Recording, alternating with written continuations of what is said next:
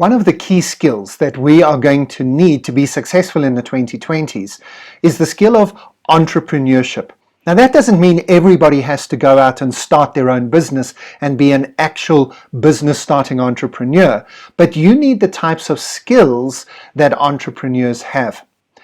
This is a big basket of thoughts. Let me try and unpack it just a little bit with a list of 6 things that we think entrepreneurs do better than the typical employee, and 6 things that are going to be super important in the 2020s.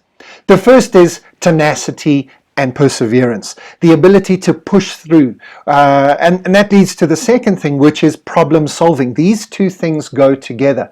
We can train these in our children from a very young age. We shouldn't be the types of parents who jump in every time our child has a problem, who fixes all the mistakes that our children makes, who goes out and gets information on their behalf when they say, well, I don't know what to do, I don't know how to do that. We need to be the type of parents who say, right, we'll go and find out, or let me help you to find out, but don't solve the problem.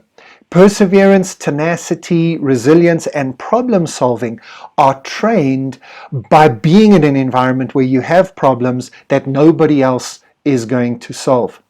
The third thing that we need then, if tenacity is the first and problem solving is the second, the third is experimentation. A mindset of trying something to see if it works, and if it doesn't work, to not feel all down and out and feel that I'm a failure, but to feel I've learned something from this, I'm moving on and I'm going to try something else.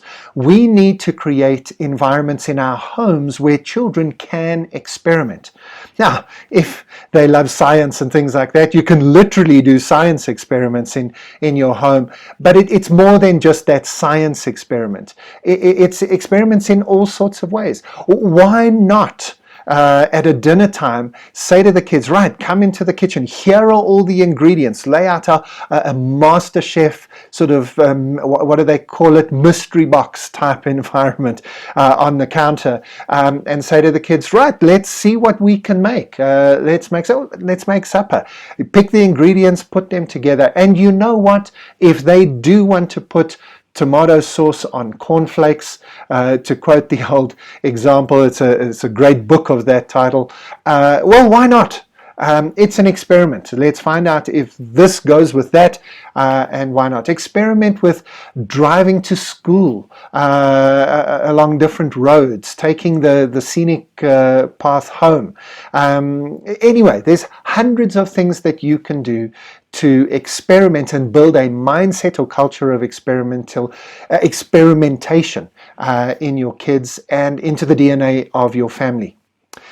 The fourth thing that they need is self-reliance. Now, there is a danger in putting this on the list because, of course, good entrepreneurs are good collaborators. They often partner with other people.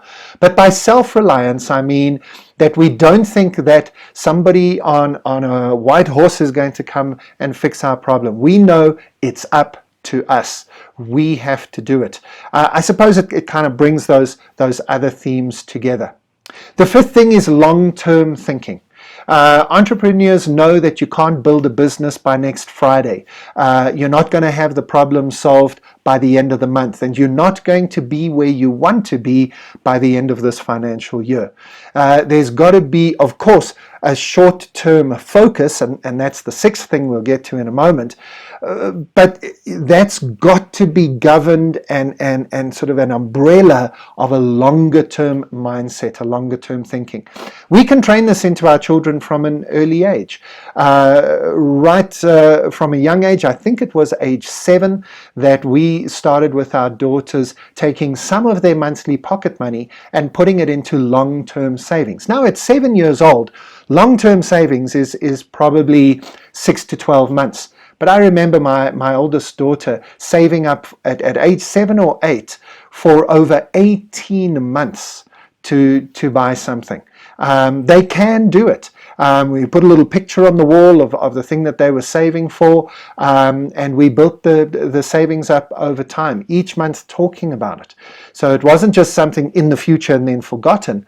It was something very much in the present, but long-term mindset. You can train this. These are skills, so they can be developed. Which leads to the final thing, and that is of focus. If there's something you really want, you need to talk about it. You need to put up vision boards or whatever it is that you use to get yourself focused, to get yourself motivated, to make sure, whether it's to-do lists or, as I say, whatever technique you use, you can train these techniques into your children at a young age. Find something that interests them, fascinates them, excites them, and help them to focus in their development and their pathway towards that thing. So that's the package, that's the skill set that we are going to need to bring entrepreneurial mindsets to the world of work in the 2020s. As parents, if we keep those in mind, we can begin at very early ages to begin to develop the foundations of those skills in our children. They will thank you for it if you do.